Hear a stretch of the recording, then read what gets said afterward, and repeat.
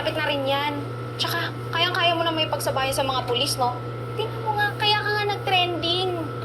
Nahuli mo yung kriminal. Oh. Diba?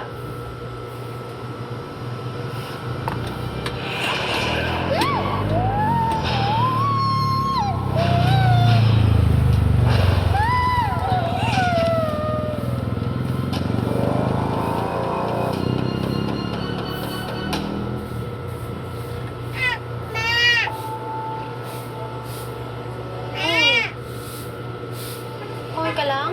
Oo. Ang tabo kasi na itong mga ano ba to? Kalaban ba to?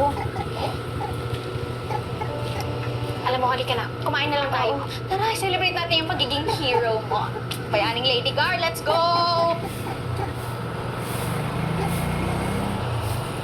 Mama, juice. Thank you. There you go. Rice, no. Nakapag-set na ako ng appointment kay Dr. Galvez. After eating, diretso na tayo sa hospital para ma-check yung ulo mo. Naman, okay lang ako. Tsaka isa pa pasalang naman to eh. Okay lang ako. Mana pa ako kay Daddy. Dad.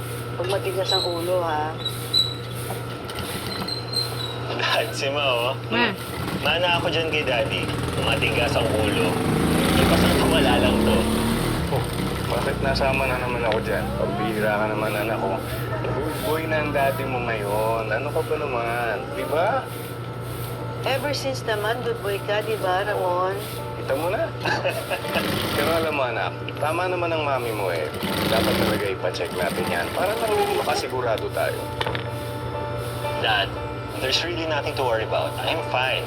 Tsaka isa pa ang laki ng pasasalamat natin doon sa security guard ng talyer. Kung hindi dahil sa kanya, siguro wala na kayong anak ngayon. Dad, she's my hero.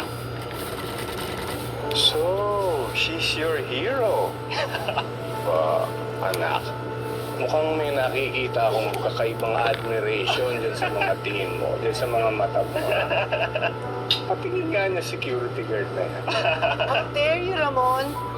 Itutukso mo ba talaga sa isang security guard itong anak natin? Bihira ka naman, masyado ka naman seryoso eh. Pinagpapawisan ka tuloy. Bibiro lang naman ako, ikaw naman. Talagang it's going to be a big joke kapag nangyari yon. Hindi ako makakapayag na sa isang security guard lang mapunta ang anak natin. Johanna, na, you deserve better. You deserve someone as adorable as Clarice.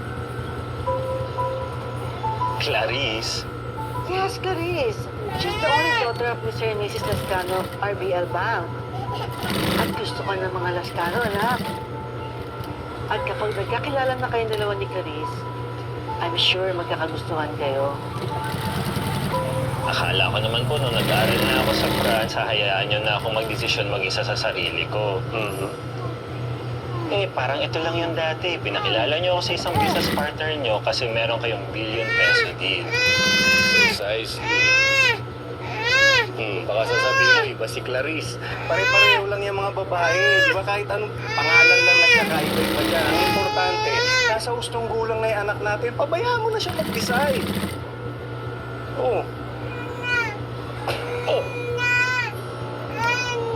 Inday! Inday! Bilis! Alis! Apunin mo yan! Ikaw talaga? Stupida!